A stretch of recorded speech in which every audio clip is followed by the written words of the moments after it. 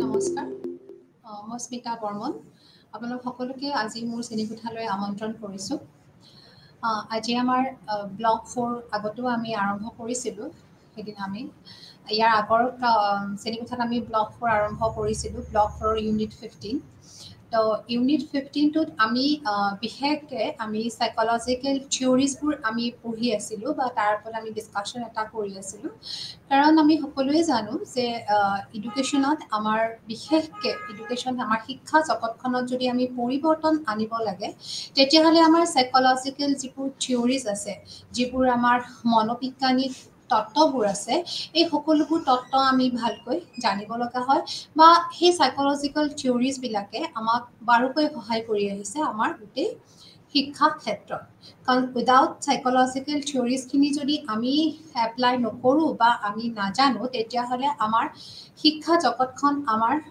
খুব এটা সমস্যাৰ সৃষ্টি হ'ব। কাৰণ এওঁলোকে আমাক সকলোকে বুজি পোৱাত সহায় কৰিছে। সাইকলজিয়ে আমাক সকলো ক্ষেত্ৰত, শিশুসকলক বুজাৰ ক্ষেত্ৰত বা আমাৰ সকলোবোৰ কাৰকবিলাক বুজাৰ ক্ষেত্ৰত আমাক সহায় কৰি আহিছে। আৰু যাৰ ফলত আমি এডুকেশ্যনত শিক্ষাৰ ক্ষেত্ৰত আগুৱাই লৈ যাব পাৰিছোঁ। তো বিশেষকৈ যেতিয়া আমি সাইকলজিকেল এই আমাৰ যিটো ইউনিট 15 আছে, ইউনিট 15ত আমি যিহেতু সাইকলজিকেল থিয়ৰিজবিলাকৰ কথা ক'ম, এই সাইকলজিকেল থিয়ৰিজবিলাকৰ বিষয় যেতিয়া ক'লে প্ৰথমতে আমি পঢ়ি আহিছিলোঁ বিহেভিয়াৰিজিমৰ ওপৰত, আচৰণবাদবিলাকৰ ওপৰত আচৰণবাদৰ ওপৰত আমি পঢ়ি আছিলোঁ বা আমি আলোচনা কৰিছিলোঁ। আৰু এই বিহেভিয়াৰিজিমৰ ভিতৰত আমি প্ৰথমতে আমি ইয়াৰ আগৰ ক্লাছটোত আমি পেভলভৰ কণ্ডিশ্যনিং পেভলভৰ যিটো ক্লাছিকেল কণ্ডিশ্যনিং যিটো আছিলে, তাৰ বিষয়ে আমি ডিছকাছ কৰিছিলোঁ যে পেভলভে কেনেকৈ আচৰণ চেঞ্জ কৰাৰ ওপৰত অধ্যয়ন বা গুৰুত্ব দিছিল, যে এজন ব্যক্তিয়ে তেওঁৰ আচৰণটো কেনেকৈ পৰিৱৰ্তন কৰে তাৰ ওপৰত আমি এটা বিষয়ত আলোচনা অলৰেডি আমি কৰিছোঁ ইয়াৰ আগৰ শ্ৰেণীকোঠাত। তো এতিয়া আজি আমি বিশেষকৈ আমি কৰিম স্কিনাৰৰ ওপৰত। তেওঁ এজন আমেৰিকান মনোবিজ্ঞানী আছিল। তেওঁ কেনেকৈনো আচৰণসমূহ তেওঁ পৰিৱৰ্তন কৰিছে তাৰ ওপৰত আমি আজি অলপমান আলোচনা কৰিম। তো যেনেকৈ পেভলভে কৈছিলে যে যিকোনো এজনৰ ব্যক্তিত্ব যদি আমি চেঞ্জ কৰিব লাগে, তেতিয়া তেওঁ যান্ত্ৰিক অনুবন্ধনৰ ওপৰত তেওঁ গুৰুত্ব আৰোপ কৰিছিল। কিন্তু স্কিনাৰে তেওঁৰ যিটো মতবাদ, তেওঁৰ যিটো অনুবন্ধনৰ তেওঁৰ যিখিনি তত্ত্ব, সেই তত্ত্বটো বিৰোধিতা কৰি তেওঁ বিশেষকৈ কৈছিলে যে তেওঁ ক্ৰিয়াত্মক অনুবন্ধনৰ ওপৰতহে তেওঁ বিশেষকৈ গুৰুত্ব প্ৰদান কৰিছিল, যাক আমি অপাৰেণ্ট কণ্ডিশ্যনিং বুলি কওঁ। তো আমাৰ যেতিয়া আমি কওঁ যে পেভলভৰ আছিলে আমাৰ ক্লাছিকেল কণ্ডিশ্যনিং আৰু স্কিনাৰৰ আছে আমাৰ অপাৰেণ্ট কণ্ডিশ্যনিং। তো দুয়োজন ব্যক্তিয়ে মনোবিজ্ঞানী হয়, তেওঁলোকে দুয়োজনে আচৰণবাদৰ ওপৰতেই তেওঁলোকে আলোচনা কৰিছিলে। খালি তেওঁলোকৰ মতবাদবোৰ, তেওঁলোকৰ ৰাস্তাকেইটা অলপ পৃথক পৃথক, কিন্তু দুয়োজনে বিহেভিয়াৰ চেঞ্জৰ ওপৰতেই গুৰুত্ব কৰিছিল বা সেই কেনেকৈ আমি শিক্ষা গ্ৰহণ কৰিব পাৰোঁ তাৰ ওপৰত আমাৰ শিক্ষা পদ্ধতিৰ ওপৰত তেওঁলোকৰ যিটো প্ৰভাৱ, সেইটো আমি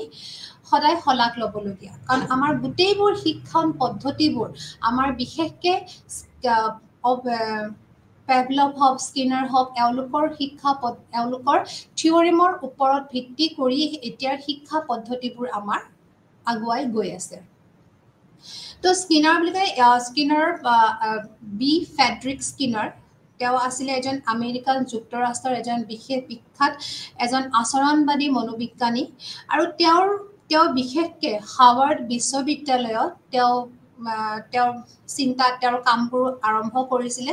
তেওঁ যোৱা আচৰণ আৰু শিক্ষণ সম্বন্ধে কিছুমান মৌলিক চিন্তা তেওঁ আগবঢ়াইছিল হাৱাৰ্ড বিশ্ববিদ্যালয়ত, তেওঁৰ যিখিনি ডিছকাশ্যন আৰম্ভ কৰিছিলে। আৰু পেভলভৰ যিটো যান্ত্ৰিক অনুবন্ধনৰ যিখিনি কথা, সেইখিনি তেওঁ বিৰোধিতা কৰি তেওঁ নতুন কিছুমান শিক্ষাত দৃষ্টিভংগী দাঙি ধৰিলে, যাক আমি ক্ৰিয়াত্মক অনুবন্ধন বুলি কওঁ। আৰু এই ক্ৰিয়াত্মক অনুবন্ধনত যেতিয়া আমি ক্ৰিয়াত্মক অনুবন্ধন আমি অপাৰেণ্ট কণ্ডিশ্যনিঙৰ চবতছে ডাঙৰ ৰিজাল্টটো, চবতছে ডাঙৰ ফলটো বুলি ক'ব লাগিলে আমাৰ হ'ল এতিয়া যিটো আমাৰ আহিছে প্ৰগ্ৰেম লাৰ্ণিং ছিষ্টেম। যেটো আমি কওঁ অনুসূচিত শিক্ষা গ্ৰহণ আৰু এই অনুসূচিত শিক্ষা গ্ৰহণ প্ৰগ্ৰাম লাৰ্নিং যেটো আমাৰ সিস্টেম আহিছে হেতু সাংঘাতিক জনপ্ৰিয় হৈ উঠিছে আধুনিক আমাৰ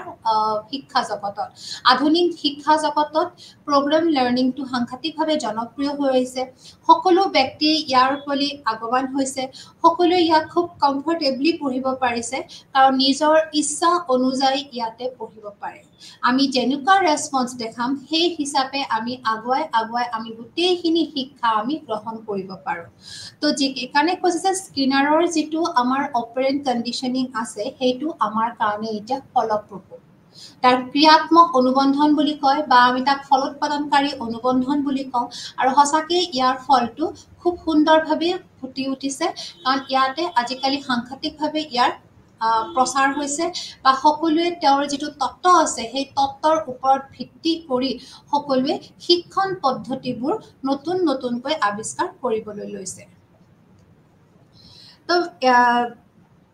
শিক্ষামূলক আচৰণত ক্ৰিয়াৰ পৰিণাম বা ফল লাভৰ ভাৱ সদায় নিহিত হৈ থাকে তো এখানে কৈছে যে পেভলভৰ অনুবন্ধনত কি আছিল আমাৰ পৰিবেশৰ ওপৰত গুৰুত্ব দিছিল পৰিবেশৰ উদ্দীপকক বা আমাক স্টিমুলাস বুলি যেটো কৈছিল স্টিমুলাস বিলাকৰ কাৰক আছিল কৈছিল যেতিয়া আমাৰ শিক্ষণ হ'ব লাগে আমাৰ যেতিয়া পেভলভে কৈছিল যে শিক্ষণ কাৰ্যত আমাৰ পৰিবেশৰ ভূমিকা আছে বা পৰিবেশক বা আমাৰ স্টিমুলাস বুলি যেটো কম উদ্দীপকৰ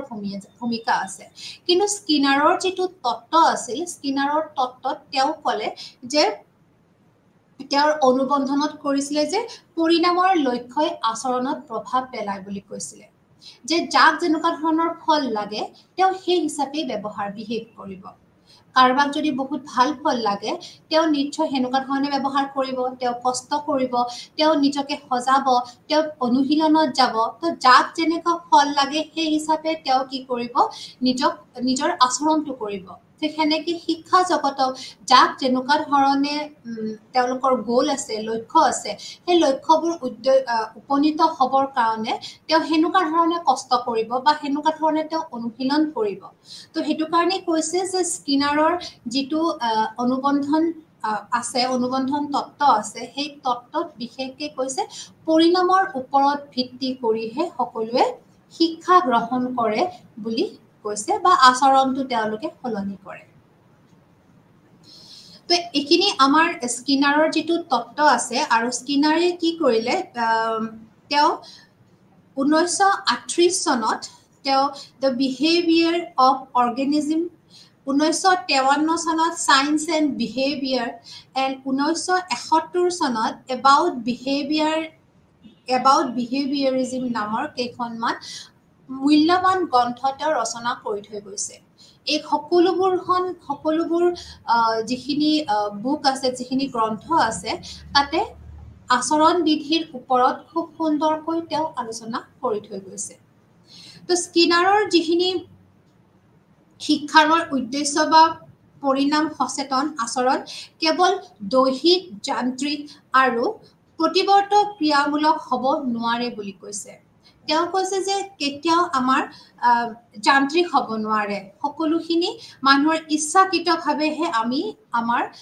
একশনখিনি আমি দেখাব লাগে বা আমি হেনেকে শিক্ষা গ্ৰহণ কৰিব পাৰো ইচ্ছা অনুযায়ীহে আমি শিক্ষা গ্ৰহণ কৰিব পাৰো আৰু তেওঁ কৈছে যে যেতিয়া ক্ৰিয়াৰ পুনৰাবৃত্তি বা পুনৰ ক্ৰিয়াকৰণৰ বাবে প্ৰয়োজনীয় শক্তিৰ ইন্ধন যোগায় আৰু ইয়াৰ ফলতহে আচৰণৰ অনুবন্ধন সংঘটিত হৈ থাকে বুলি কৈছে তো ৰেইনফোৰ্সমেন্ট তেওঁৰ কাৰণে সাংঘাতিকভাৱে এটা ইম্পৰ্টেন্ট ৱৰ্ড আৰু যেটো আমি কওঁ শক্তিৰ ইন্ধন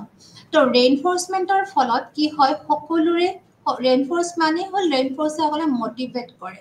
পৰিণামটো আৰু ভাল হ'বৰ কাৰণে মোটিভেট কৰে বা তেওঁক আগুৱাই লৈ যায় বা তেওঁক সকলো জাগাতে তেওঁক আৰু এটা থাৰ্স দিয়ে এক্সট্ৰাকে তেওঁক এটা পুশ কৰে তেওঁক এটা হেঁচা দিয়ে তো হেতু কাৰণে কৈছে ৰেইনফোৰ্সমেন্টটো ইয়াতে খুব সুন্দৰকে ইয়াতে ফুটি উঠিছে আৰু এই তত্ত্বটোত এই সকলোখিনি কথা আমি পোৱা যাব তো ইয়াতে আমি বিশেষকে ক'ব পাৰো যে এই যেটো ক্ৰিয়াত্মক তত্ত্বৰ যদি আমি সমৰ্থন কৰো তেতিয়া আমি কিছুমান উদাহৰণ যেনেকুৱা কৰিব পাৰো যেনেকুৱা এজন পৰিণামৰ কথা যদি আমি ক'ব লাগে তো পৰিণামৰ ওপৰত ভিত্তি কৰি যে যিকোনো ব্যক্তি যেনেকুৱা ধৰণৰ কষ্ট বা তেওঁ পৰিশ্ৰম কৰিব পাৰে বা অনুশীলন কৰে বা তেওঁ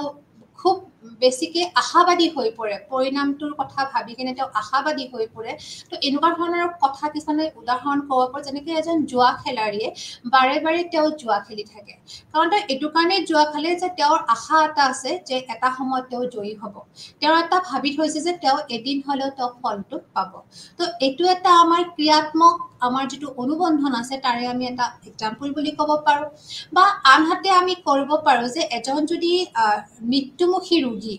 তেওঁ কিন্তু জীৱন ৰক্ষাৰ আশাত কি কৰে চিকিৎসকৰ ওচৰত বাৰ বাৰ যায় আৰু চিকিৎসকৰ সকলো প্ৰচেষ্টা অব্যাহত ৰাখে তেওঁ বাৰেবতী তেওঁৰ যদিও ৰোগীজন তেওঁৰ মৃত্যুমুখে তথাপিতো তেওঁৰ জীৱন ৰক্ষাৰ কাৰণে তেওঁ বাৰেবতী চিকিৎসকৰ ওচৰত যাব বা চিকিৎসকেও তেওঁৰ জীৱনটো ৰক্ষাৰ কৰিবৰ কাৰণে আপ্ৰাণ চেষ্টা কৰে তেওঁলোকে এৰি নিদিয়ে কাৰণ তেওঁলোকে ফলটোৰ আশা কৰি তেওঁ নন ষ্টপ তেওঁলোকে চেষ্টা কৰি গৈ থাকে যাতে ব্যক্তিজনক তেওঁলোকে জীয়াব পাৰে তো এনেকুৱা ধৰণৰ কিছুমান উদাহৰণে আমাৰ ক্ৰিয়াত্মক আচৰণৰ কি কৰে বুলি কৈছে আমাৰ স্পষ্ট ধাৰণা এটা তুলি দিব পাৰোঁ যে আমি কিহৰ কাৰণে ক্ৰিয়াত্মক অনুবন্ধনৰ ওপৰত আমি বহুত প্ৰভাৱিত বা ক্ৰিয়াত্মক অনুবন্ধনৰ দ্বাৰা আমাৰ যে বহুত কাম আমি ফলৰ পৰিণতি হিচাপে বা পৰিণতিৰ আমি আশাত আমি বহুতখিনি আমি কৰ্ম কৰোঁ সো এনেকুৱা ধৰণৰ কথাবোৰ হ'লে আমাৰ সেইটো কাৰণে কৈছে যে পেভলভৰ অনুবন্ধনত আমাৰ উদ্দীপকক এছক গুৰুত্ব দিছিল যাক আমি ষ্টিমুলাছ বুলি কওঁ আৰু আনহাতে স্কিনাৰৰ যিটো অনুবন্ধন আছে স্কিনাৰৰ যিটো অপাৰেণ্ট কণ্ডিশ্যনিং আছে যাক ক্ৰিয়াত্মক অনুবন্ধন বুলি কয় তাতে আমি পৰিণামৰ ওপৰত ৰেছপন্সৰ ওপৰত আৰৰ ওপৰত গুৰুত্ব দিয়া হৈছে এই দুটা বিশেষভাৱে পেভলভ আৰু স্কিনাৰৰ অনুবন্ধনৰ পাৰ্থক্য বুলি আমি কওঁ সো এতিয়া আমি ক'ব লাগিব যে স্কিনাৰৰ যিটো এক্সপেৰিমেণ্ট আমাৰ স্কিনাৰে যিটো পৰীক্ষণ কাৰ্য আগবঢ়াইছিলে তেওঁৰ তত্ত্বটো তেওঁৰ পৰীক্ষণ কাৰ্যৰ দ্বাৰা তেওঁৰ তত্ত্বটো প্ৰমাণিত কৰিলে তো এই যিটো পৰীক্ষণ কাৰ্য সেই পৰীক্ষণ কাৰ্যত তেওঁ এটা সুন্দৰকৈ এটা পৰীক্ষণ কাৰ্য কৰিছিলে আৰু তেওঁ সেই পৰীক্ষণ কাৰ্যৰ বাবে এটা তেওঁ ছেটআপ বনাই লৈছিলে কাৰণ যিহেতু এটা এক্সপেৰিমেণ্ট যিহেতু এটা পৰীক্ষণ কাৰ্য তেওঁ এটা ছেটআপ বনাই লৈছিলে তো সেই যিটো ছেটআপত তেওঁ কি কৰিছিলে এন্দুৰ পাৰ আদি জন্তুৰ বাবে এটা বিশেষ বাকচ তেওঁ তৈয়াৰ কৰি লৈছিল তেওঁ বিশেষভাৱে নিৰ্মাণ কৰি লৈছিল যাক আমি স্কিনাৰ বক্স বুলি কওঁ আৰু এই বাকচটোৰ ভিতৰতে তেওঁ কি কৰিছিল এডাল দণ্ড বা এডাল লিভাৰ লগাই থৈ দিছিলে কোনোবা ঠাইত তেওঁ এডাল দণ্ড বা যাক আমি লিভাৰ বুলি কওঁ যাক হেঁচা যায় এনেকুৱা ধৰণৰ এটা লিভাৰ তেওঁ তাতে থৈ দিছিলে আৰু সেই লিভাৰডালৰ ঠিক তলেৰে এটা চিত্ৰ কৰি থৈছিলে তেওঁ কি কৰিলে সেই বাকচটোৰ আৰু ইয়াৰ এটা তেওঁ চিত্ৰ উলিয়াই থৈ দিছিলে আৰু তাৰ তলত কি থলে তেওঁ চিত্ৰটোৰ তলত এখন থাল বা এখন ট্ৰে থৈ দিছিল য'ত কি হয় য'ত তেওঁ চিত্ৰটো দি এটা খাদ্যৰ বড়ি এটা ফুড টেবলেট এটা তেওঁৰ কি হ'ব ওলাই আহি সেই ট্ৰেখনত পৰি যাব তো সেইটোত তেওঁ এটা ছেটআপ বনাই লৈছিল তেওঁ এটা বক্স বনালে বক্সত যাতে আমি এন্দুৰ পাৰ এনেকুৱা ধৰণৰ জন্তু সোমাই দিব পাৰোঁ তাৰপিছত সেই বক্সটোত তেওঁ এটা দণ্ড বা লিভাৰ থৈ দিলে আৰু ঠিক তাৰ তলেৰে এটা তেওঁ কি কৰিলে ফুটা থলে আৰু ফুটাটোৰ তলতে এখন তেওঁ ট্ৰে বা এখন থাল থলে যাতে সেই ফুটাটো দি তেওঁ খাদ্য কিছুমান থব আৰু সেই ফুটাটোৰে খাদ্যটো তলত পৰিব আৰু ট্ৰেখনত ধুনীয়াকৈ খাদ্যটো ওলাই আহিব তো এইটো তেওঁৰ আৰু যেতিয়া তেওঁ এনেকুৱা ধৰণৰ ছেটআপ কৰিলে যে কিবাকে যদি দণ্ডডাল হেঁচা যায় লিভাৰডাল যদি হেঁচা যায় তেতিয়া হেঁচাৰ লগে লগে সেই যিটো ছিদ্ৰ আছে সেই যিটো ফুটা আছে সেই ফুটাটোৰে খাদ্যৰ বড়ি এটা আহি কিনে তলৰ ট্ৰেখনত থালখনত পৰি যাব তো তেওঁৰ এইটো এটা ছেটআপ আছিলে আৰু তেওঁ লগালগ কি কৰিলে এই গোটেই ছেটআপটোত এটা পৰীক্ষণ কাৰ্য হিচাপে তেওঁ এটা এন্দুৰক সেই ভোকাটোৰ এটা এন্দুৰক তেওঁ সুমুৱাই দিলে সেই বক্সটোৰ ভিতৰত কাৰণ এণ্ডুটোৰ অলৰেডি সি ভোকাটোৰ আছিলে হাংৰি আছিলে সি এটা হাংৰি ৰেট এটা আছিলে তাৰ ভিতৰত সোমাই দিলে থোৱাৰ পিছত কিছু সময় পিছত যিহেতু তাৰ এণ্ডুটো সাংঘাতিকভাৱে ভোক লাগিছিলে তো সি ইফাল সিফাল কৰি আছে ভোকত ক'ৰবাত কিবা খাব পাৰি নেকি তো সি সেনেকে সি লৰচৰ কৰি আছিলে যেতিয়া তেওঁ লৰচৰ কৰি থাকিলে এণ্ডুটোৱে এটা হঠাৎ যিডাল দণ্ড আছিল যাক আমি লিভাৰ বুলি কওঁ তাতে তাৰ ভৰিখন পৰিল ভৰিখন পৰাৰ লগালগ দেখিলে কি ভৰিখনেৰে যেতিয়া সিটো এনেই ইফাল সিফাল কৰি আছিলে যেতিয়া লিভাৰৰ ভৰিখন পৰিল তেতিয়া লগালগ কি হ'ল যিটো ছিদ্ৰ আছিল সেই ছিদ্ৰটোৰে এটা খাদ্যৰ বৰি আহি প্লেটখনত ওলাই পৰিলে তো লগালগ সি দেখিলে যে খাদ্য এটা তো লগালগ সি খাদ্যটো খাই দিলে কাৰণ সি অলৰেডি বহুত হাংৰি হৈ আছিলে ভোকাতুৰ হৈ আছিলে তো লিভাৰডাল ভেঁচা দিয়াৰ লগে যেতিয়া খাদ্যটো পুৰি গ'ল তো তাৰ ফুৰ্তিটো লাগিবই তো সি লগালগ খাদ্যটো খাই দিলে তো সি নেক্সট টাইম আকৌ এবাৰ সঘনাই তেওঁ কি কৰিলে দণ্ডডাল দবাব ধৰিলে তেওঁ নেক্সট বাৰ আকৌ দণ্ডডাল দবোৱাৰ লিভাৰ দবোৱাৰ লগে লগে তাৰ এইবাৰ আৰু এটা খাদ্য সি ট্ৰেখনত পৰিলে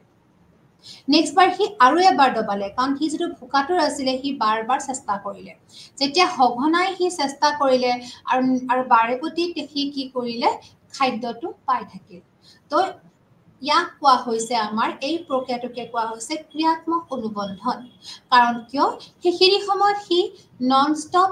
সি কষ্ট কৰিছে সি লিভাৰডাল টিপাৰ যিটো কষ্ট কৰিছে কষ্টটো এইকাৰণেই কৰিছে কাৰণ সি তাৰ পৰিণতিটো গম পায় তাৰ ৰিজাল্টটো সি গম পায় ৰিজাল্টটো হ'ব এটা খাদ্যৰ বৰিয়ে সি তাৰ তাতে ধুনীয়াকৈ পৰি যাব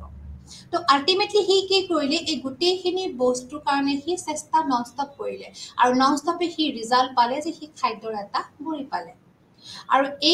ইয়াক এণ্ডুটোৱে খাদ্যৰ বৰি খাবলৈ পোৱা সুফলৰ বাবেহে নিজ প্ৰচেষ্টা অনুবন্ধিত কৰি শিক্ষণ লাভ কৰিলে যদি খাদ্যৰ বৰিটো নাহিলে হয় সি নেক্সট টাইম কিন্তু সেই কষ্টটো নকৰিলে হয় লিভাৰৰ যিটো হেঁচা লিভাৰৰ দণ্ডডালত যিটো হেঁচা মাৰিছিলে সি সেইটো কাম নকৰিলে হয় যিহেতু সি দেখিছিলে তাৰ প্ৰয়োজনীয় বস্তু তাক যিটো দৰকাৰী বস্তু সেইটো সি পাই গৈছে তো সেই বস্তুটো পাবৰ বাবেহে সি কি কৰিলে দণ্ডডাল টিপি দিলে তো এইটো হৈছে স্কিনাৰৰ খুব সুন্দৰ এটা এক্সপেৰিমেণ্ট খুব বিখ্যাত এটা এক্সপেৰিমেণ্ট ফেমাছ এক্সপেৰিমেণ্ট আৰু এই এক্সপেৰিমেণ্টটো মনোবিজ্ঞানত এটা সুন্দৰভাৱে তেওঁ এটা সুন্দৰভাৱে এটা উদাহৰণ সহ এটা পৰীক্ষণ সহ এটা তেওঁ দেখুৱাই থৈ গ'ল যে যিকোনো ব্যক্তিক সুফল যদি পাব লাগে তেতিয়াহ'লে তেওঁৰ নিজৰ প্ৰচেষ্টা সদায় তেওঁ অনুবন্ধিত কৰি শিক্ষণ লাভ কৰিব তো লগে লগে এই যিটো তত্ত্ব আছিল এইটো সাংঘাতিকভাৱে প্ৰচলিত হৈ গ'ল আৰু ই যান্ত্ৰিক ইয়াৰ পুনৰাবৃত্তিৰ পৰা অনুবন্ধন নহয় বুলি কৈছে ই মানুহৰ নিজা প্ৰচেষ্টাৰ ক্ষেত্ৰতহে হয় তো আৰু কিছুমান এনেধৰণৰ আৰু কিছুমান পৰীক্ষা তেওঁলোকে কৰিছিলে তেওঁ আৰু কিছুমান পৰীক্ষা কৰি গ'লে যিটো আমাৰ ক্ৰিয়াত্মক যিটো অনুবন্ধন তাৰ ওপৰত আমাক আৰু কিছুমান সেইটো যে ক্ৰিয়াত্মক অনুবন্ধনৰ দ্বাৰা যে শিক্ষণ কাৰ্যকৰী হয় সেইটো দেখুৱাবৰ কাৰণে তেওঁ আৰু কিছুমান পৰীক্ষণ কাৰ্য কৰিছিল যেনেকৈ তেওঁ কিছুমান এটা মেকুৰীৰ ওপৰত কৰিছিল এটা মেকুৰীক সেই পৰীক্ষাৰ বাকচ এটাত সোমাই দিছিলে এটা বেলেগ এটা বাকচ হয় এইটোত এটা মেকুৰীক এটা পৰীক্ষণ বাকচত সোমাই দিছিল আৰু মেকুৰীটোক কি কৰিছিলে মেকুৰীটোৱে দুৱাৰখন বন্ধ কৰি দিছিলে আৰু কিছু সময়ৰ পিছত কি হ'ল তাৰ যেতিয়া স্বাভাৱিক প্ৰবৃত্তিমূলক আচৰণ স্বৰূপে তাৰ ভৰিখনেৰে কাণখন যেতিয়া লাৰি দিয়াৰ লগে লগে দেখিলে যে তাৰ দৰজাখন খুলি গ'ল দৰজাখন খোলাৰ লগে লগে মেকুৰীটো বাহিৰলৈ দৌৰ মাৰিলে তো নেক্সট টাইম আকৌ কৰিলে আকৌ তাক বাকচটোৰ ভিতৰত সোমোৱাই দিয়া হ'ল আৰু সোমোৱাই দিয়া দৰজাখন বন্ধ কৰি দিয়া হ'ল আৰু মেকুৰীটোৱে এইবাৰো দেখিলে যে সি প্ৰথমতে ভাবিলে কি সি দুৱাৰখন খোল নাখায় চ' নেক্সট টাইম সি কৰিলে যেতিয়া ভৰিৰে কাণখনৰ তলত খজুৱাই দিলে তেতিয়াও দেখিলে যে তাৰ দুৱাৰখন খোল খালে এইবাৰো সি ওলাই গ'ল তো নন ষ্টপ যেতিয়া সি গম পালে যে তাৰ কাণখন খজুৱাই দিয়াৰ লগে লগে তাৰ কি হয় দুৱাৰখন খুলি যায় তো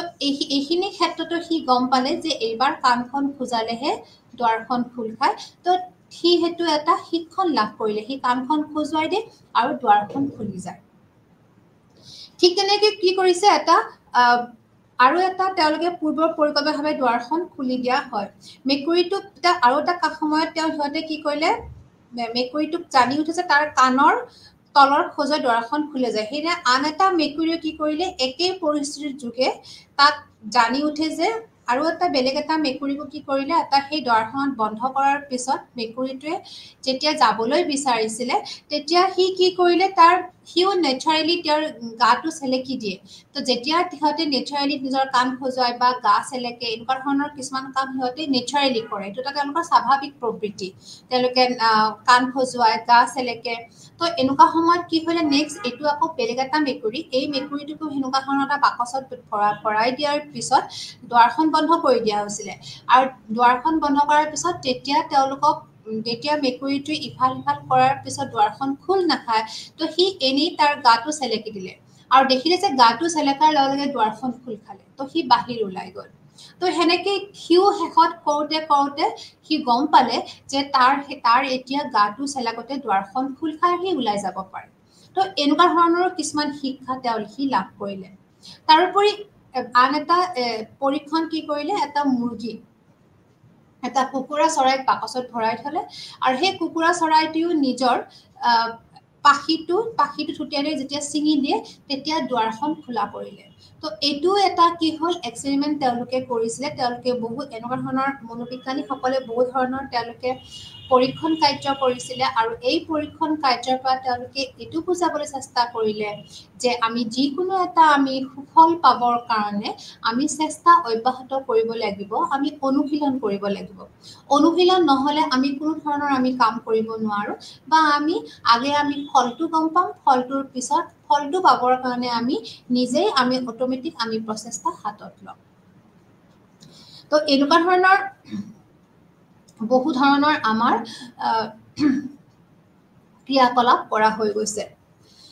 তো জন্তুবোৰে এনেবোৰৰ শিক্ষালব্ধ আচৰণক ক্ৰিয়াত্মক অনুবন্ধন যোগে সংঘটিত হোৱা বুলি দাবী কৰা হয়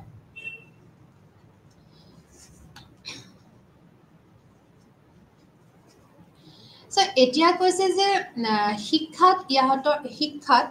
শিক্ষাত আমাৰ স্কিনাৰৰ যিটো আমাৰ থিয়ৰী আছে যিটো আমাৰ অপাৰেণ্ট কণ্ডিশ্যনিঙৰ যিটো থিয়ৰী আছে এইটো কেনেধৰণে প্ৰযোজ্য বা ইয়াৰ প্ৰয়োজনীয়তা কি বা ইয়াৰ প্ৰয়োগিকতা কি তো ইয়াতে আমি ক'ব লাগিব যে আধুনিক শিক্ষাত শিক্ষক আৰু শিক্ষাৰ্থীৰ বাবে স্কিনাৰৰ ক্ৰিয়াত্মক তত্ত্বই কেতবোৰ নতুন বাৰ্তা কঢ়িয়াই লৈ আহিছে মই আগতেই কৈছো যে শিক্ষক আৰু শিক্ষাৰ্থীৰ ক্ষেত্ৰত সাংঘাতিকভাৱে এটা আমূল পৰিৱৰ্তন আনি দিছে স্কিনাৰৰ অপাৰেণ্ট কণ্ডিশ্যনিঙৰ দ্বাৰা তো ইয়াতে কৈছে যাৰ ফলত শিক্ষণৰ কাৰ্যকৰী দিশত কেতবোৰ পৰিৱৰ্তনমূলক চিন্তাধাৰা আহি পৰিছে সাংঘাতিকভাৱে এটা পৰিৱৰ্তন শিক্ষা জগতৰ এটা পদ্ধতি ওলাই পৰিছে আৰু এই চিন্তাধাৰাই শিক্ষণৰ সাৰ্থক পদ্ধতি উদ্ভাৱনৰ দিশত বিশেষ প্ৰভাৱ পেলাইছে শিক্ষক আৰু শিক্ষা মনোবিজ্ঞানীসকলৰ দৃষ্টি এই প্ৰসংগত অতুলনীয় তো তেওঁলোকে গম পাইছে যে এই কণ্ডিশ্যনিঙৰ তত্ত্বৰ ওপৰত ভিত্তি কৰি শিক্ষক এটা সংঘাতিক ধৰণে এটা শিক্ষণ পদ্ধতি উলিয়াব পৰা হৈছে বা যিকেইটা শিক্ষণ পদ্ধতি অলৰেডি আমি অপাৰেণ্ট কণ্ডিশ্যনিঙৰ ওপৰত তত্ত্ব কৰি শিক্ষা পদ্ধতি উদ্ভাৱন কৰিছে সেই শিক্ষণ পদ্ধতিকেইটা ফলপ্ৰসূ হৈছে তো সেইটো কাৰণে শিক্ষা জগতত ইয়াকটো প্ৰয়োগ কৰিবই লাগিব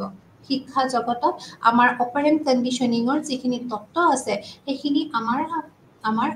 ব্যৱহাৰ কৰিবই লাগিব নহ'লে আমাৰ এনেই যাব যিহেতু আমাৰ গোটেইখিনি হৈছে যে শিক্ষা জগততনো কেনেধৰণে এই স্কিনাৰৰ তত্ত্ববিলাক আমাৰ ব্যৱহাৰ হয় তো প্ৰথমতে যদি আমি ক'ব খোজো তেতিয়াহ'লে কৈছে যে শিক্ষণৰ পূৰ্বে শিক্ষা গ্ৰহণকাৰীসকলৰ মনত শিক্ষাৰ উদ্দেশ্যসমূহ স্পষ্ট কৰি তুলিব লাগে তো আমি এইটো কথা বাৰ বাৰ আমাৰ কোৱা হয় যে শিক্ষা ক্ষেত্ৰত যেতিয়া আমাৰ ট্ৰেইনিং পিৰিয়ড হয় বা যেতিয়া আমাৰ প্ৰশিক্ষণ পিৰিয়ড হয় তেতিয়া আমি আমাৰ শিক্ষকসকলক বিশেষকৈ শিক্ষক প্ৰশিক্ষণৰ সময়ত বাৰুকৈ কোৱা হয় যে যেতিয়া তেওঁলোকে নিজৰ শ্ৰেণীকোঠাত শিক্ষা প্ৰদান কৰে সেইখিনি সময়ত যেতিয়া তেওঁলোকে এটা নতুন অধ্যায় পঢ়াব লগা হয় তেতিয়া সেই অধ্যায়টোত পঢ়ি কি লাভ হ'ব বা সেই অধ্যায়টোত কি কি উদ্দেশ্য আছে। কাৰণ এনেই শিশুসকলে ইমান মনোযোগেৰে সেই অধ্যায়টোনো কিয় পঢ়িব। তো সেইটো কাৰণে শিক্ষকসকলক বাৰ বাৰ কোৱা হয় যে তেওঁলোকে শিক্ষা প্ৰদান কৰাৰ ঠিক আগতে গোটেই অধ্যায়টোত বা তেওঁ যেনেকুৱা ধৰণৰে শিক্ষক নহওক, ছায়েন্স হওক, মেথছ হওক, তেওঁ ছ'চিয়েলৰ শিক্ষক হওক বা ইংলিছৰ শিক্ষক হওক বা যিকোনো তেওঁ তাক কবিতাও যদি পঢ়াব গৈছে, তেওঁ আগতে পঢ়োৱাৰ আগতে তেওঁ সেই কবিতাটোৰ উদ্দেশ্য কি, সেই কবিতাটোৰ পৰা কবিতাটোৱে কি ক'ব বিচাৰিছিলে, বা এটা গল্প পঢ়োৱাৰ আগতেও ক'ব লাগিব যে গল্পটো পঢ়ি কি লাভান্বিত হ'ব। তো এনেকুৱা ধৰণৰ কথাবিলাক যদি শিশুসকলক আগতেই কোৱা হয়, তেতিয়াহ'লে শিশুসকলে সাংঘাতিকভাৱে ইণ্টাৰেষ্ট দেখাব বা তেওঁলোকে মনোযোগ প্ৰদান কৰিব। আৰু সেইটো কাৰণেই কৈছে শিক্ষাৰ যিখিনি উদ্দেশ্য সেইখিনি আগতীয়াকৈ ক'ব লাগে। এতিয়া শিশুসকলক আমি বাৰ বাৰ কওঁ যে যেতিয়া শিশুসকলে পঢ়িব আহে যে আমি বিজ্ঞান কিয় পঢ়িব লাগে, আমি অসমীয়া পঢ়িলে কি হ'ব, আমি সমাজ বিজ্ঞান পঢ়িলে কি হ'ব, বা সকলোবোৰ ছাবজেক্টৰে কিছুমান অবজেক্টিভছ থাকে, কিছুমান উদ্দেশ্য থাকে। সেই সকলোবোৰ অবজেক্টিভছবিলাক, উদ্দেশ্যবিলাক তেওঁলোকক ভালকৈ বুজাব লাগে। নহ'লে তেওঁলোকে সদায় ভাবে যে আমি ইমান কষ্ট কৰি মেথছখিনি পঢ়িছোঁ, আমাৰ লাভ কি হ'ব। আমি ইমান কষ্ট কৰি ছায়েন্সৰ ডায়েগ্ৰামবিলাক বনাইছোঁ, ইমান কষ্ট কৰি আমি ছ'চিয়েলবিলাক আমি মুখস্থ কৰিছোঁ, ইয়াৰ ফলত লাভ কি হ'ব, ভূগোলে আমাক কি দিব, বা হিষ্ট্ৰী পঢ়াৰ ফলত আমাৰ কি লাভ হ'ব। তো এনেকুৱা ধৰণৰ কথাবিলাকৰ লগত তেওঁলোকৰ লগত আমি ডিল কৰিবৰ কাৰণে, তেওঁলোক আমি বুজাবৰ কাৰণে পোন প্ৰথমতে শিক্ষকজনৰ দায়িত্ব হৈছে যে সেই শিক্ষকজনে হিষ্ট্ৰী পঢ়ি কি লাভ হ'ব, এডুকেশ্যন পঢ়ি কি লাভ হ'ব, বা আমি যে শিক্ষা লাভ কৰি কি লাভ হ'ব, শিক্ষাৰ উদ্দেশ্যসমূহ তেওঁলোকক বহলভাৱে বুজাই দিব লাগে। যে মেথছ যদি আমি ভালকে নপঢ়োঁ, মেথছ যদি আমি নকৰোঁ, বা মেথছৰ পৰা কি উপকাৰিতা হ'ব, স্ক'প কি আছে, এই গোটেইখিনি কথা আমি আগতীয়াকৈ ক'লেহে শিশুজন কি হ'ব, আগ্ৰহিত হ'ব। তো এইটো কাৰ হ'ল তত্ত্বটো, এই তত্ত্বটো হ'ল আমাৰ স্কিনাৰৰ তত্ত্ব। কাৰণ স্কিনাৰে আমাক অলৰেডি কৈ গৈছে যে কোনোবাই যদি শিক্ষা গ্ৰহণ কৰে, তেওঁক যদি আমি অনুসন্ধান কৰিব লাগে, তেতিয়াহ'লে তেওঁক আমি আগতে ৰিজাল্টটো ক'ব লাগিব যে তোমাৰ ৰিজাল্টটো এনেকুৱা, খুব সুন্দৰ এটা ৰিজাল্ট আছে। তো সেই ৰিজাল্টটো পাবৰ কাৰণে নিশ্চয় সেই ব্যক্তিজনে বা যি ছাত্ৰ আছে তেওঁ অহৰহ চেষ্টা কৰিব। তো সেনেকে শিক্ষা জগতত যদি তেওঁৰ তত্ত্বটো আমি ব্যৱহাৰ কৰিব লাগে, তেতিয়াহ'লে আমি বিশেষকৈ ক'ব লাগিব যে শিক্ষণৰ যিবোৰ উদ্দেশ্যসমূহ সেই স্পষ্টীকৰণ কৰিব লগা হয় বুলি কৈছে। তো কৈছে যে ব্যক্তিৰ শিক্ষা সম্বন্ধীয় প্ৰতিক্ৰিয়া আৰু আচৰণ হৈছে উদ্দেশ্য সচেতন আৰু পৰিণামদৰ্শী। কাৰণ পৰিণাম ভাল হ'লে তেওঁলোকে নিজে নিজে আগ্ৰহিত হৈ আহিব, বা তেওঁলোকে নিজে আচৰণ তেওঁ সলনি কৰিব। তো সেইবাবে শিক্ষণৰ পূৰ্বে শিক্ষা গ্ৰহণকাৰীৰ মনত ইয়াৰ উদ্দেশ্য স্পষ্ট কৰি তুলিব লাগে, যাতে তেওঁ পৰিণামৰ প্ৰতি অধিক সচেতন আৰু সচেষ্টা হৈ উঠিব পাৰে। তো সেইটো কাৰণে যেতিয়া খুব সৰু শ্ৰেণীত যেতিয়া আমাৰ গণিত বিষয়টো শিকোৱা হয়, তো তেওঁলোকে প্ৰথমতেতো নিশ্চয় চবেই কষ্ট পায়, কাৰণ গণিত বিষয়টোৱে অলপমান গধুৰ, অলপ কঠিন টাইপ, বা অলপমান সমস্যা জৰ্জৰিত হৈ থাকে। তো সেইখিনি সময়ত কি হয়, শিশুসকলক আমি ক'ব লাগে যে গণিত পঢ়ি তেওঁলোকৰ লাভ কি হ'ব। তেওঁলোকে ৰাতিপুৱা উঠাৰ পৰা ৰাতিলৈকে যে আমাৰ অকল গণিতেই চলি থাকে, তেওঁলোকক সেইটো মনত সোমোৱাই দিব লাগিব যে গণিত নহ'লে তুমি কৰি চাব নোৱাৰিবা, গণিত নহ'লে তুমি টাইম মেনেজ কৰিব নোৱাৰিবা, গণিত নহ'লে তুমি তোমাৰ পঢ়া টাইমৰ লগত খেলাৰ টাইম তোমাৰ মিল হৈ যাব। তো যিবোৰ কেলকুলেশ্যন আমি গণিতৰ থ্ৰুদি কৰোঁ, এনেকুৱা ধৰণৰ সৰু সৰু উদাহৰণে তেওঁলোকে তেতিয়া ভয় খাই যাব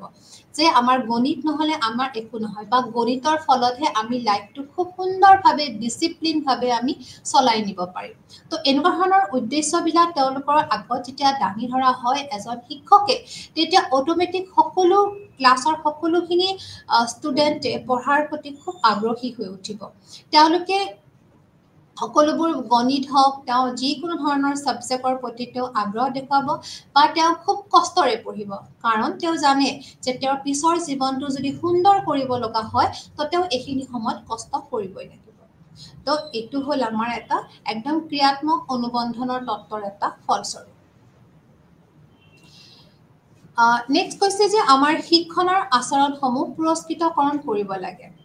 যে ব্যক্তিৰ যিটো আচৰণ আছে সেই আচৰণ চাই তেওঁক কিন্তু পুৰস্কৃত কৰিব লাগে নহ'লে তেওঁ কি হয় ডিমটিভেট হয় তো পুৰস্কৃতকৰণৰ কাৰণে কৈছে যে ইয়াতে যে শিক্ষা গ্ৰহণৰ ক্ষেত্ৰত ব্যক্তিৰ আচৰণো পুৰস্কৃত কৰি তুলিব লাগে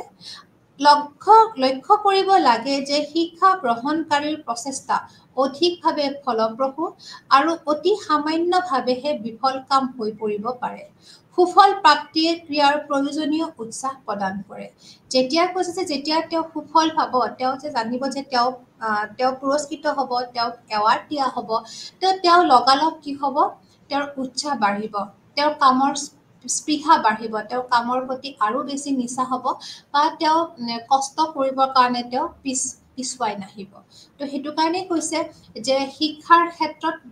যেতিয়া আমাৰ শিক্ষণৰ আচৰণ পুৰস্কৃতকৰণ কৰাটো খুবেই আমাৰ দৰকাৰ বুলি কৈছে নেক্সট কৈছে যে সহজৰ পৰা ক্ৰমে কঠিনতাৰ নীতি ইয়াতে এপ্লাই কৰা হয় বুলি কৈছে যে সঁচাকৈ শিক্ষা প্ৰচেষ্টাত প্ৰথম পৰ্যায়তে বিফলতাৰ সন্মুখীন হ'ব পৰাকৈ কিন্তু আমাৰ শিক্ষাৰ উপাদানবিলাক প্ৰস্তুত কৰিব নালাগে তো এইটো কাৰণে কৈছে যে আমাৰ যেতিয়া শিক্ষণ পদ্ধতিটো যেতিয়া আমাৰ তৈয়াৰ কৰা হয় বা শিক্ষণ পদ্ধতিটো যেতিয়া আমাৰ ডিচিপ্লিনকে সজোৱা হয় তেতিয়া আমি প্ৰথমতে কৰিব লাগে যে বিফলতাৰ যাতে সন্মুখীন নহয় তেওঁলোকৰ প্ৰথম পৰ্যায়ত যাতে শিশুসকলে বিফলতাৰ সন্মুখীন নহয় তাৰ কাৰণে গুৰুত্ব দিব লাগে তো তেওঁলোকৰ প্ৰথম অৱস্থাত তেওঁলোকক খুব সহজভাৱে বিষয়বস্তুবোৰ দাঙি ধৰিব লাগে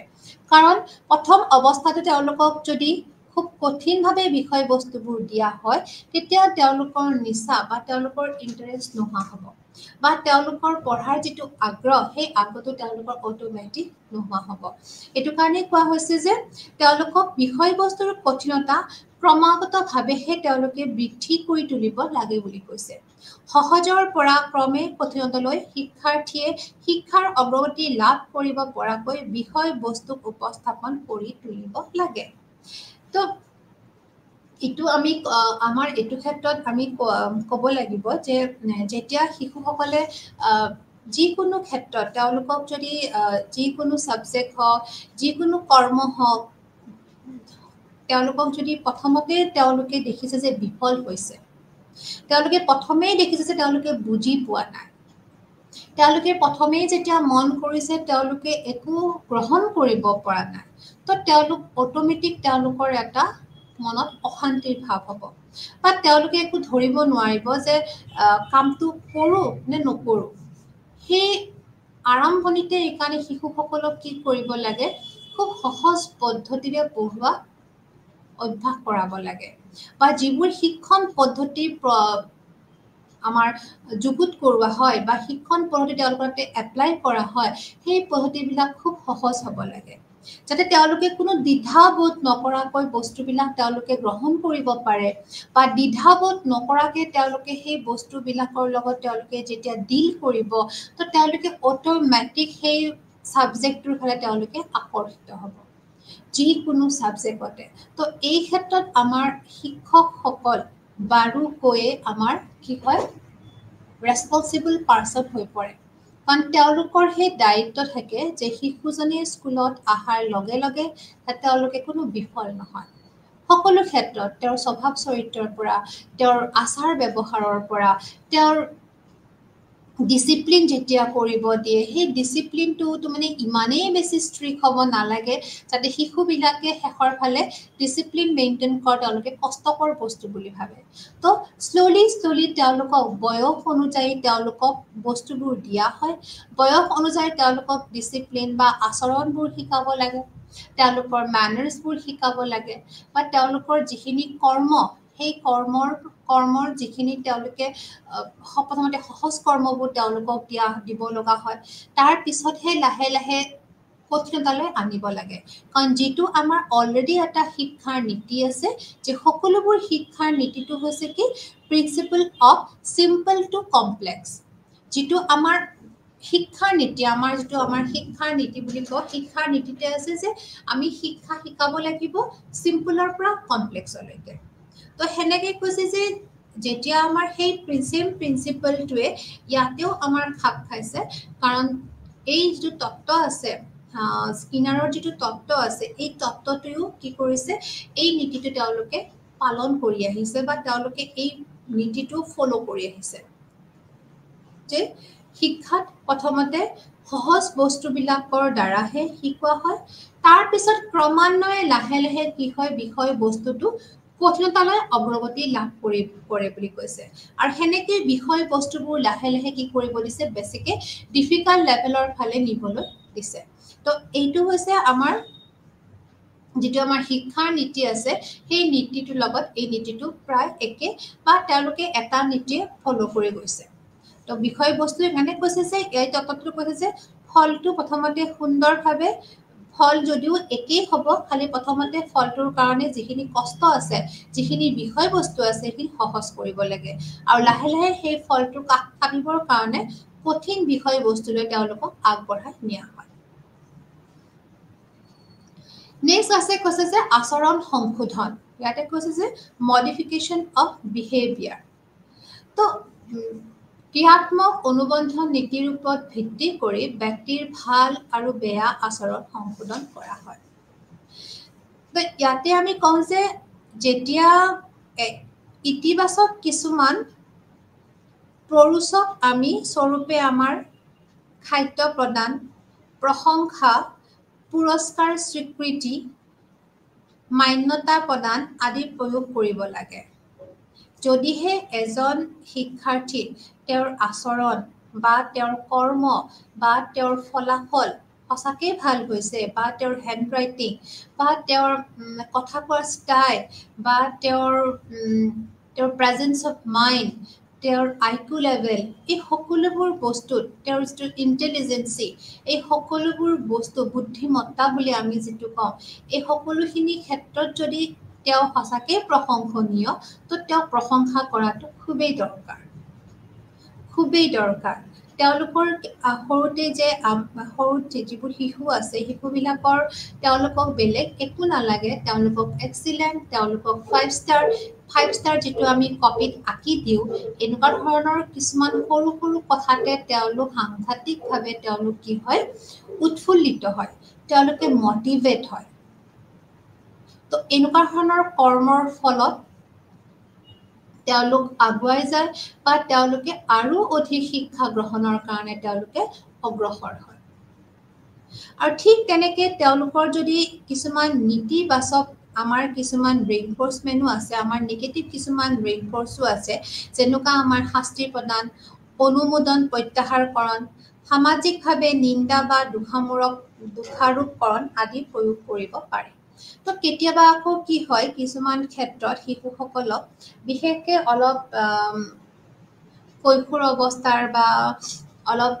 ঠিক লেটাৰ চাইল্ডহুডৰ শিশুসকলক কেতিয়াবা কিন্তু আমি শাস্তি প্ৰদান কৰিব লগা হয় আৰু তেওঁলোকক শাস্তি প্ৰদানবিলাক এনেকুৱা কৰিব লগা হয় যে তেওঁলোকে যিটো কৰিব বিচাৰিছে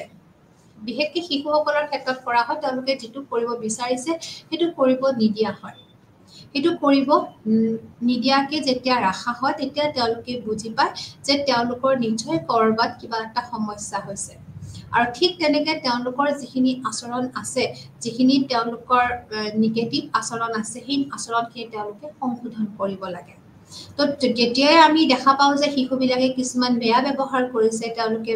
বেয়া আচৰণ কৰিছে তো সেইখিনি সময়ত লগে লগে কিন্তু আমি সংশোধন কৰাটো আমাৰ কাৰণে খুব গুৰুত্বপূৰ্ণ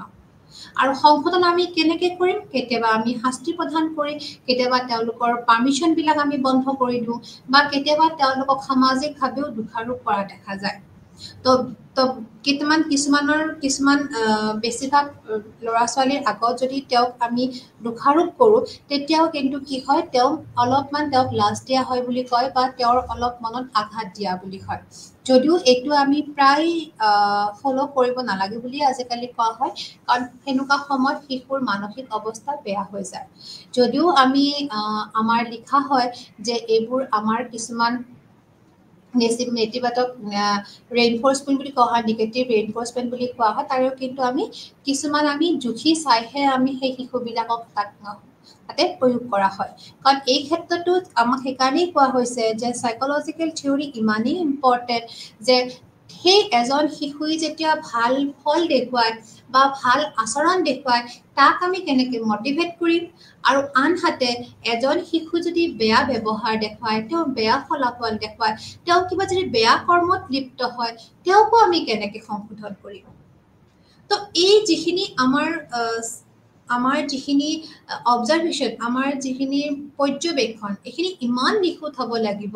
যাৰ ফলত আমি কি কৰিম কিবা ধৰণৰ এটা আমি ৰেইনফৰ্চমেণ্ট আমি এটা দিব পাৰিম ভাল হ'লে আমি কিমান দূৰলৈ তেওঁক আমি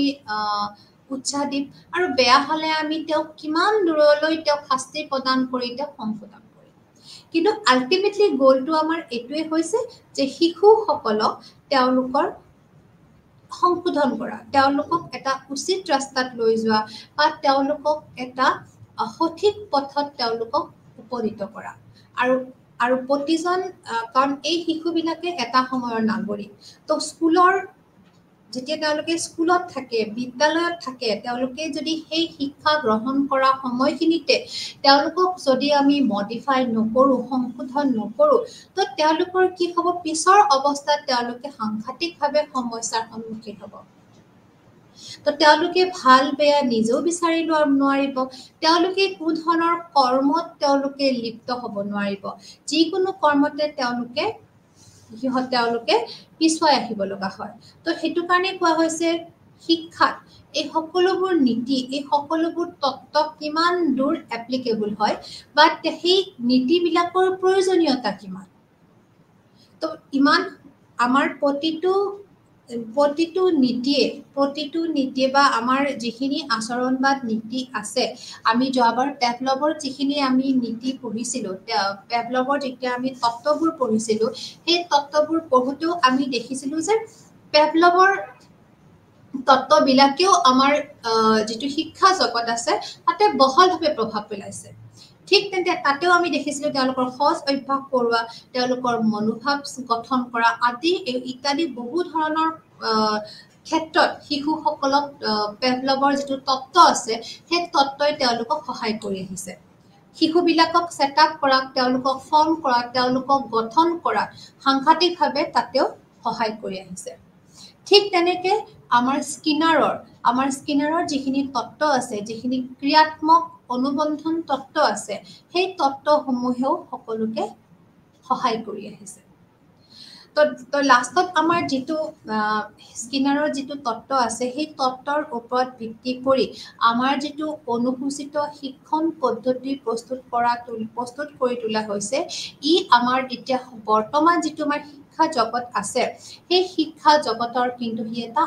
আকৰ্ষণীয় পদক্ষেপ বুলি কৈছে কাৰণ কিয় যিটো আমাৰ প্ৰগ্ৰাম লাৰ্ণিং চিষ্টেম হৈছে এতিয়া প্ৰগ্ৰাম লাৰ্ণিং চিষ্টেমটো সকলোৱে আঁকোৱালি লৈছে কাৰণ এই প্ৰগ্ৰাম লাৰ্ণিং চিষ্টেমটোত আমাৰ আছে আত্মশিক্ষণ নীতি সেল্ফ লাৰ্ণিং প্ৰিন্সিপল তো সেল্ফ লাৰ্ণিং প্ৰিন্সিপলত কি হয় শিশুসকলে নিজৰ কেপাবিলিটি হিচাপে নিজৰ সক্ষমতা হিচাপে তেওঁলোকে শিক্ষা গ্ৰহণ কৰে আৰু এই শিক্ষা তেওঁলোকে ষ্টেপ বাই ষ্টেপ কৰে তো গ্ৰুপ লাৰ্ণিং নহয় এইটো এটা সেল্ফ লাৰ্ণিং তো সেল্ফ লাৰ্ণিঙত কি হয় তেওঁৰ য'ত খোকোজা আছে সেইখিনিহে তেওঁ শিকি ল'ব গ্ৰুপ লাৰ্ণিঙত কি হয় এজন শিক্ষকে শিকাইছে শিশুসকলে সেইখিনি বস্তু শিকিছে at a one pace at a one time তেওঁলোকে একেলগে শিকিব লগা হয় তেওঁলোকৰ চবৰে IQ তেওঁলোকৰ চবৰে মেণ্টেল ষ্টেট একে সমান কৰি ল'ব লগা হয় নহ'লে শিক্ষকৰ কথাখিনি তেওঁলোকৰ কিছুমানে বুজি নাপাব বা কিছুমানে বুজি পাব তো বুজি নোপোৱা কেইটাৰ কাৰণে শিক্ষকে আকৌ এদিন ক'ব লাগিব তো সেইটো তেওঁলোকৰ কাৰণে কেতিয়াবা সমস্যাৰ সৃষ্টি হয় তো সেইকাৰণে যেতিয়া আমাৰ আত্মশিক্ষণ পদ্ধতি সেলফ লাৰ্নিং সিস্টেম যেতিয়া আমাৰ তাতে ইনপুট হৈছে তো তেতিয়াই কি হৈছে সুবিধাখিনি হৈ উঠিছে তো এজন শিশুই নিজৰ প্ৰয়োজন হিচাপে নিজৰ সক্ষমতা হিচাপে বা তেওঁৰ নিজৰ সময় হিচাপে তেওঁৰ যিখিনি সময়তে টাইম পাইছে সেইখিনি সময়তে তেওঁ শিকি লৈছে কাৰণ আমাৰ মেইন উদ্দেশ্যটো হৈছে শিশুসকলে শিকিব লাগে কি পদ্ধতিত শিকিছে সেইটো আজি বৰ্তমান যুগত ইমান এটা কথা হৈ পৰা নাই বা এটা ইমান ডাঙৰ কথা হৈ পোৱা নাই খালি মেইন বস্তুটো হ'ল শিশুই যিখিনি শিকিব লাগে শিক্ষাৰ্থীৰ যিখিনি নলেজ সেইখিনি কমপ্লিটলি তেওঁলোকে গেইন কৰিব লাগে তেওঁলোকে জ্ঞানৰ ভাণ্ডাৰ হ'ব লাগে তেওঁলোকে সঠিক জ্ঞানখিনিৰ অকল ভাণ্ডাৰ হ'লেই নহ'ব তেওঁলোকে সেই জ্ঞানখিনি যাতে উপযুক্ত জেগাত ঠিক এপ্লিকেবল কৰিব পাৰে তাৰ কাৰণে তেওঁলোক প্ৰিপেয়াৰ হ'ব লাগে প্ৰশিক্ষণ প্ৰাপ্ত হ'ব লাগে বা তেওঁলোক এটা কমপ্লিট পেকেজ হৈ উঠিব লাগে তো সেইটো কাৰণে তেওঁলোকে গ্ৰুপ লাৰ্নিং কৰক সেলফ লাৰ্নিং কৰক তেওঁলোকে যেনেকে নকৰক কিয় তেওঁলোকে গোটেইখিনি নলেজ তেওঁলোকৰ সঠিক হ'ব লাগে আৰু সেইটো কাৰণে কৈছে আমাৰ আত্মশিক্ষণ পদ্ধতিটো বেছ পদ্ধতি বুলি কৈছে আৰু এই আত্মশিক্ষণ পদ্ধতিত আমাৰ অনুসূচিত শিক্ষণ পদ্ধতিটো আমাৰ আহিছে যাক আমি প্ৰগ্ৰাম লাৰ্নিং সিস্টেম বুলি কওঁ কাৰণ ইয়াতে প্ৰগ্ৰেম কৰা হৈছে প্ৰগ্ৰেম কৰি গোটেই শিক্ষণ পদ্ধতিটো তেওঁলোকে সুমুৱাই দিয়া হৈছে তেওঁলোকে আগুৱাই গৈ থাকিব এটা ষ্টেপৰ পৰা এটা আনটো ষ্টেপ তেওঁলোকে যিকোনো ধৰণৰ এটা প্ৰশ্ন কৰিব প্ৰশ্নটোৰ আনসাৰ যদি শুদ্ধ হৈছে তেতিয়াহ'লে নেক্সট ষ্টেপলৈ যাব আৰু সেই নেক্সট ষ্টেপত যিটো প্ৰশ্ন আহিব সেইটোও যদি তেওঁ শুদ্ধকৈ কৈছে তেতিয়াহ'লে আৰু এটা আগৰ ষ্টেপলৈ যাব আৰু যেতিয়া আকৌ আগৰ ষ্টেপত যাব আৰু যেতিয়া সেইটো ষ্টেপত আৰু এটা প্ৰশ্ন সুধিছে যদিহে সেই প্ৰশ্নটোৰ আনসাৰটো তেওঁৰ হোৱা নাই তেওঁ যদি আনসাৰ দিব পৰা নাই তেতিয়াহ'লে কি কৰিব তেওঁ প্ৰগ্ৰামটোত এনেকুৱা ধৰণে বনোৱা আছে যে তেওঁ গম পাব প্ৰগ্ৰামটোৱে গম পাব যে শিক্ষাৰ্থীজনে এইটো লেভেলত তেওঁৰ নলেজটো ক্লিয়াৰ হোৱা নাই তো তাতে আকৌ অলপ তেওঁক বুজাব ধৰিব তেওঁক আকৌ কিছুমান ধৰণৰ মেটেৰিয়েলছ দিয়া হ'ব তেওঁক হিণ্টছ দিয়া হ'ব তেওঁক আকৌ পঢ়িবলৈ চান্স দিয়া হ'ব তেওঁ নিজে বুজে নেকি প্ৰগ্ৰামটোত তেওঁক উৎসাহ জনাই থাকিব বা তেওঁক ইনচিষ্ট কৰি থাকিব যে তুমি পঢ়া তুমি বুজি লোৱা তো যেতিয়া তেওঁ সেইখিনি গোটেইখিনি বস্তু পঢ়ি উঠি আকৌ প্ৰশ্ন কৰিব তো এইবাৰ যদি প্ৰশ্নত তেওঁ যদি আনসাৰো দিব পাৰে তেতিয়াহ'লে তেওঁ নেক্সট লেভেললৈ গুচি যাব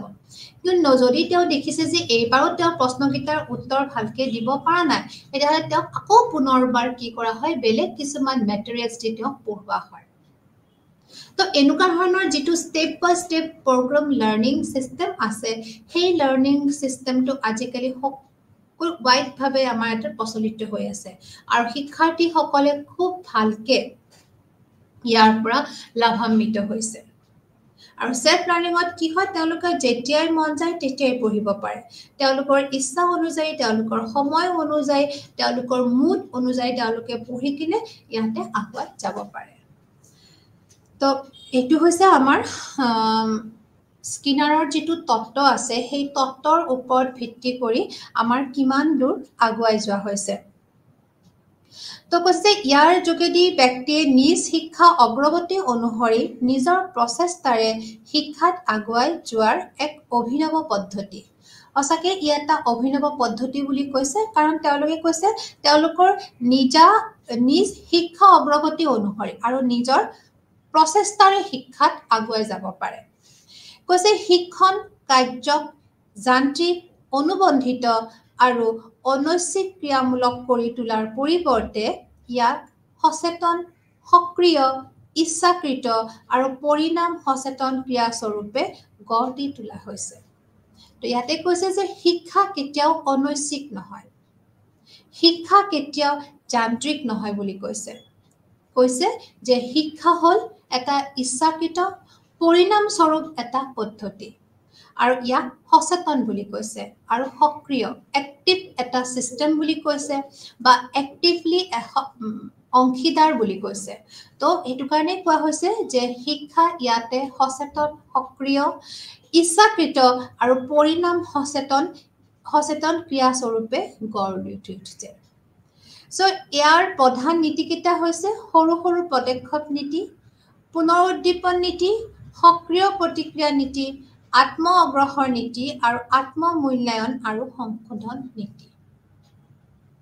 তো এই গোটেইখিনি এই যেটো আমাৰ প্ৰগ্ৰাম লাৰ্নিং আমাৰ মেথড আছে এই মেথডত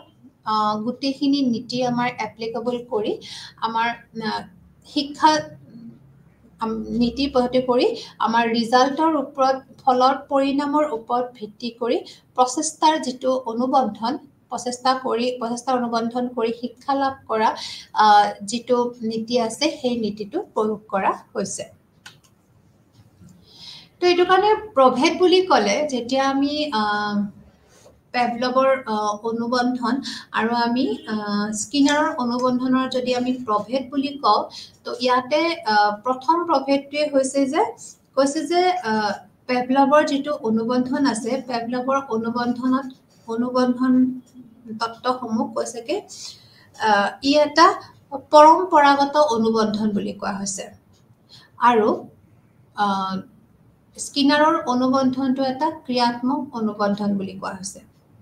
2 নম্বৰতে কৈছে যে আমাৰ যেটো পেভলভৰ অনুবন্ধন এটো আপেক্ষিকভাৱে পূৰ্বৱৰ্তী আগতে নিৰ্ধাৰণ কৰা থাকে আৰু কৈছে যে যেটো আমাৰ স্কিনাৰৰ অনুবন্ধন এটো আপেক্ষিকভাৱে পৰৱৰ্তী বুলি কৈছে এটো পিছত অনুবন্ধিত হয় ইয়াতে কৈছে যে পেভলভৰ ক্ষেত্ৰত কৈছে যে যেটো এইবিধ অনুবন্ধনত প্ৰক্ৰিয়া হৈছে যান্ত্ৰিক বিধৰ আৰু ইয়াতে কৈছে যে পেভলভৰ স্কিনাৰৰ যেটো অনুবন্ধন এটো হৈছে কি উদ্দেশ্য প্ৰণোদিত যে উদ্দেশ্যবিলাক আগত ৰাখিহে ইয়াক অনুবন্ধন কৰা হয় নেক্সট যেটো আমাৰ পেভলভৰ অনুবন্ধন আছে ইয়াতে আমাৰ উদ্দীপকে প্ৰাধান্য লাভ কৰে যাক আমি ষ্টিমুলাছ বুলি কওঁ ইয়াতে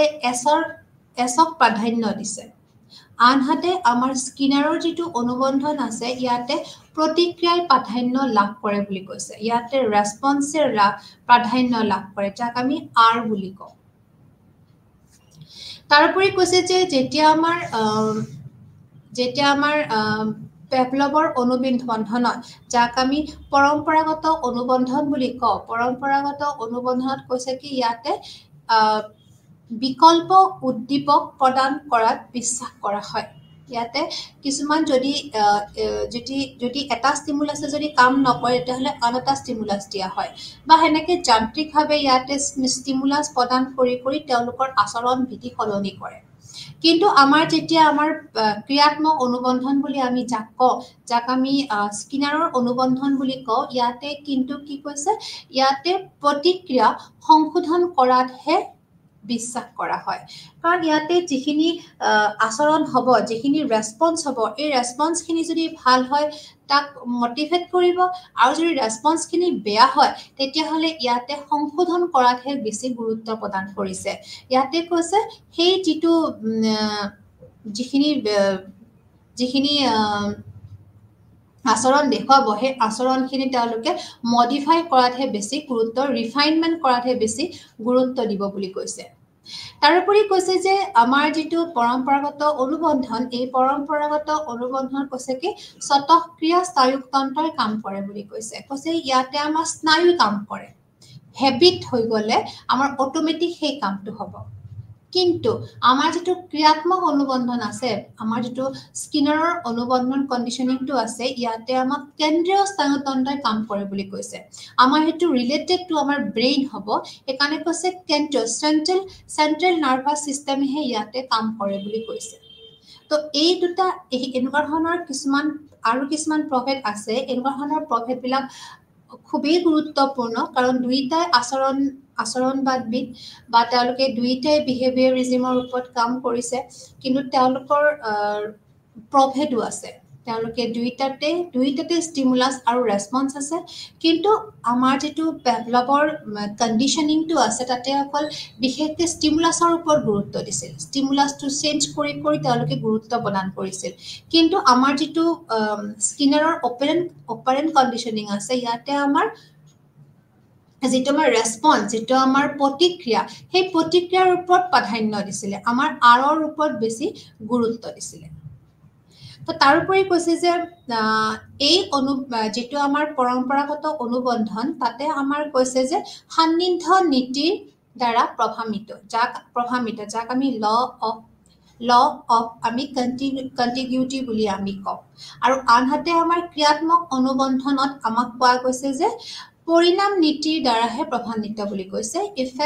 ল অফ ইফেক্টৰ দ্বাৰাহে আমাৰ ইয়াতে প্ৰভাৱিত হোৱা বুলি কোৱা হৈছে তাৰোপৰি কোৱা হৈছে যে যেটো আমাৰ পৰম্পৰাগত অনুবন্ধন কৈছে যে বিকল্প উদ্দীপক প্ৰদানত বিশ্বাস কৰিছে তো ইয়াতে আমাক এইবি অনুসৰণ কৰিছে যে প্ৰতিবৰ্ত ক্ৰিয়াৰ পৰিণত স্বৰূপ আৰু আনফালে আমাৰ ক্ৰিয়াত্মক অনুবন্ধনত কৈছে যে ঐচ্ছিক ক্ৰিয়াৰ পৰিণতি স্বৰূপ তো ইয়াতে আমাৰ কৈছে যে ঐচ্ছিক ক্ৰিয়া ইচ্ছা থাকিলে নিশ্চয়কৈ মানুহৰ কি হ'ব আচৰণ চেঞ্জ হ'ব একাৰণে কৈছে ঐচ্ছিক ক্ৰিয়াৰ পৰিণতি স্বৰূপ তাৰোপৰি কৈছে যে এনে অনুবন্ধনত যেতিয়া আমাৰ পৰম্পৰাগত অনুবন্ধন হয় এনে অনুবন্ধনত দেহৰ আভ্যন্তৰীণ ক্ৰিয়া জড়িত হৈ থাকে তাৰোপৰি কৈছে যে ক্ৰিয়াত্মক অনুবন্ধনত পৰিৱেশৰ পৰিস্থিতি জড়িত হৈ থাকে বুলি কৈছে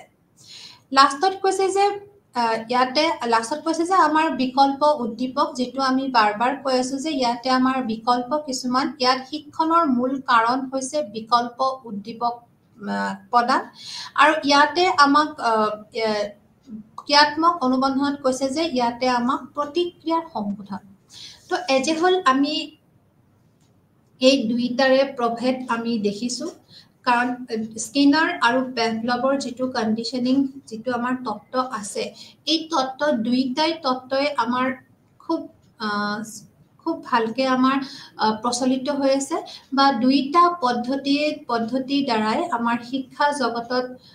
বিৰল প্ৰভাৱ পৰাইছে শিক্ষা জগতত আমাৰ তুমুল পৰিৱৰ্তন আনিছে বুলি আমি ক'ব পাৰো কাৰণ শিক্ষা জগতত যেটো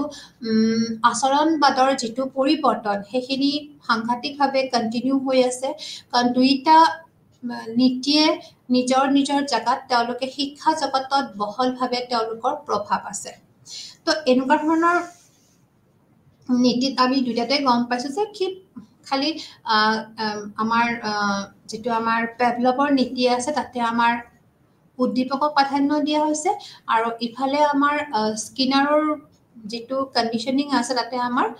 প্ৰতিক্ৰিয়া প্ৰাধান্য দিছে তাৰোপৰি ইয়াতে কিছুমান বিকল্প উদ্দীপক দি থাকে আৰু ইয়াতে কিন্তু আমাৰ সংশোধন কৰাতহে বিশ্বাস কৰিছে তো এনেকুৱা ধৰণৰ প্ৰভেদৰ পৰা আমি গম পাওঁ যে দুইটাই যদিও আমাৰ আচৰণ পৰিৱৰ্তন কৰিছে কিন্তু দুইটাৰে কণ্ডিশ্যনিং বিলাক অলপমান প্ৰায় কিছুমান ক্ষেত্ৰত আমাৰ অলপ ইফাল আছে তো এই দুটা আমাৰ পঢ়ুৱা হৈ গ'ল আমাৰ যেটো